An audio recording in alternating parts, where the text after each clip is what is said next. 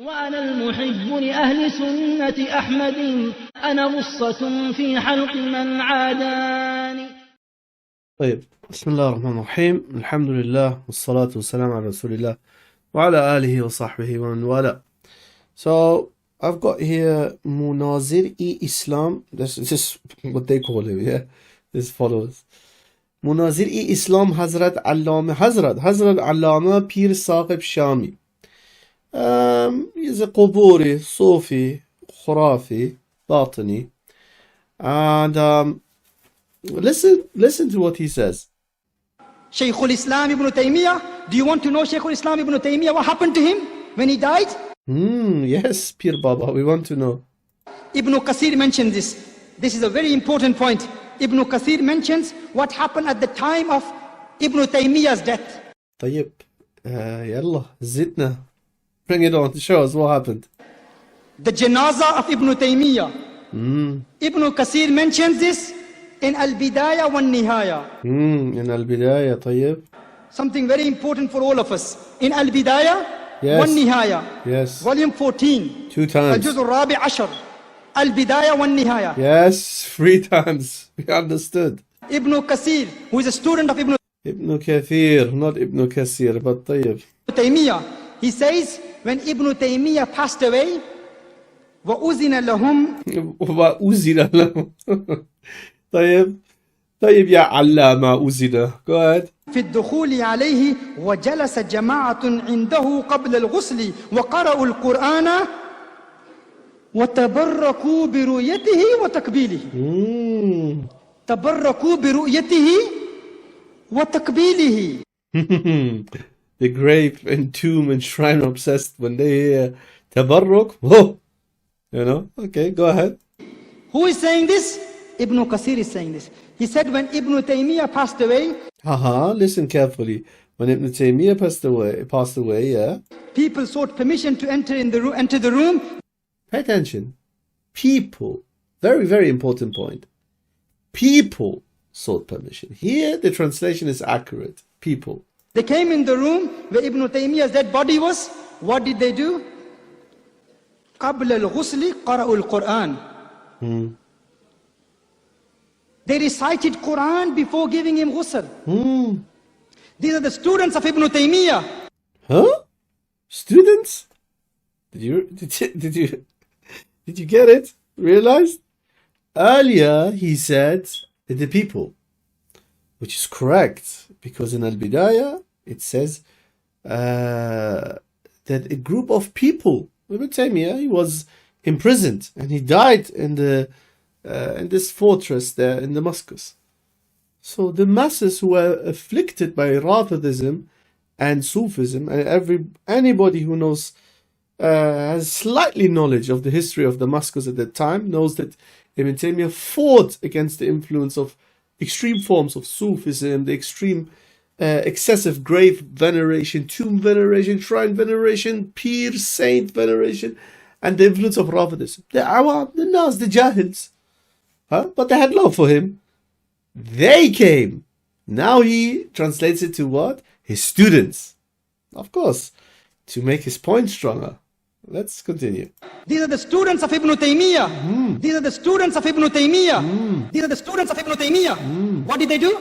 They recited Quran. When our relatives pass away, what happens? We recite Quran. They say, why do you do Khatmul Quran? Why Khatmul Quran? The recitation of the living doesn't benefit the dead. Khatam is haram. Khatam is a bid'ah. Wallah, Khatmul Quran, or reciting the Quran, for the sake of, intending to give the reward to someone else, or someone who has passed away. As a matter of fact, it's the truth. The majority of the scholars were very lenient with this action and allowed it. That's the majority of the scholars of Ahlus-Sunnah, or a large group at the very least. But majority or large group doesn't mean that it's the absolute truth. And Ahlul Hadith, they opt for the opinion that one should not do this. The evidences are not strong for that. That's all it is. Nobody says that it's shirk or kufr. And those who do say that it's bid'ah, they speak from their own understanding. One shouldn't be too harsh with people who do this. However, Ahlul Hadith wal Athar, Ahlul Bid'ah and the Quburis reading Quran for the deceased, this is the least problem Ahlus-Sunnah wal Jama'ah have with them.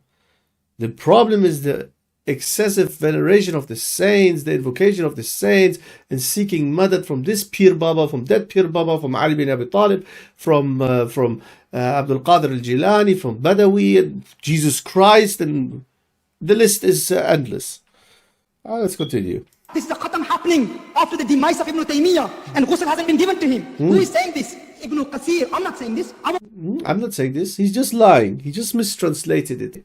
And look at this. May Allah guide them.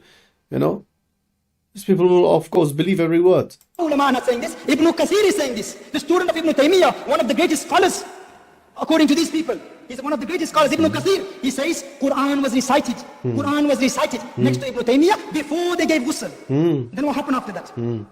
وَتَبَرَّكُوا بِرُؤْيَتِهِ وَتَكْبِيلِهِ طيب. Allahu Akbar. تَبَرَّكُوا. تبركوا. تبركوا. They sought barakah. Barakah. Tabarruk. Tabarruk. Who? Students of Ibn Taymiyyah. Students of Ibn Taymiyyah. Students of Ibn Taymiyyah. Wallahi, this person is lying. Shamelessly lying. Through his teeth.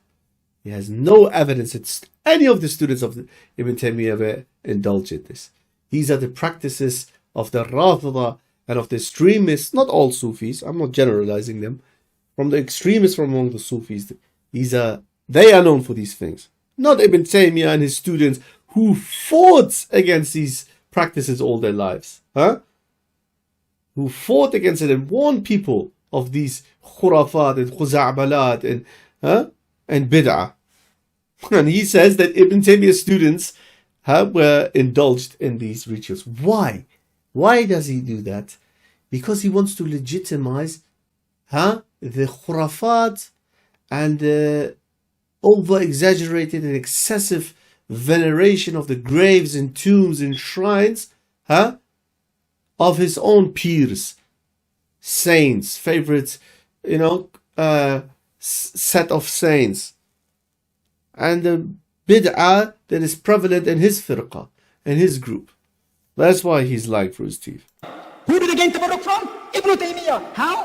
وَتَبَرَّكُوا بِرُؤْيَتِهِ وَتَكْبِيلِهِ. Their eyes were exalted with the beautiful vision of Ibn Taymiyyah, and with this vision of Ibn Taymiyyah they were gaining barakah. When we say that we do ziyarah for a murshid and we seek barakah from that, he's living and they say this is a bid'ah. The man is dead and they're seeking barakah from his vision, and looking at him and they say وَتَبَرَّكُوا بِرُؤْيَتِهِ. And then, not only بِرُؤْيَتِهِ, وَتَبَرَّكُوا بِرُؤْيَتِهِ وَتَكْبِيلِهِ. They started to kiss him. They started to kiss him. They started to kiss Ibn Taymiyyah. They were kissing him. Subhanallah, look at it. Look how shameless. Allahul Musta'an. And look at these individuals in the background. May Allah guide them. All the people who are sitting there, so are not evil people. They don't know better. They trust this Dajjal here, this charlatan, who said that Ibn Taymiyyah's student started to look at Ibn Taymiyyah, seeking tabarruk from him, and reading Quran from him, and starting to kiss him. طيب? And why were they kissing him? They were seeking barakah by kissing. And then it goes on and on and on and on and on. And you see, he makes the people laugh. Look at the masses, young people there, elderly there. Anyways, of course, this is nothing but Dajjal. The students of Ibn Taymiyyah are known. Ibn Kathir, Ibn al-Qayyim, and so on. Al-Dhahabi, they're all known. I challenge this person to bring me one student of Ibn Taymiyyah, a clear-cut proof that a student of Ibn Taymiyyah was indulged in this. Don't tell me that the Awam were there, and that one scholar mentioned that some of the Khawas, i.e. some form of scholars or whatever, were there.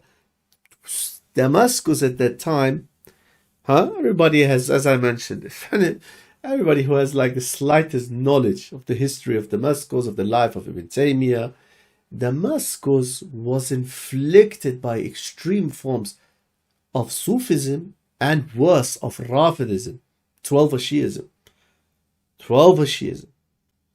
And the people were influenced by this. But that doesn't mean that they hated Ibn Taymiyyah. He died in prison. This man who never bowed down to anybody except to Allah subhanahu wa ta'ala. He died in prison. And when the masses heard this, the Jahil masses, they did what they did. They did what they did. All the ghulu. It's also mentioned that they drank the water from his ghusl, and more despicable and really filthy, khurafi, bid'ah things. And this is the, subhanAllah, this is the sincerity of Ahlus-Sunnah.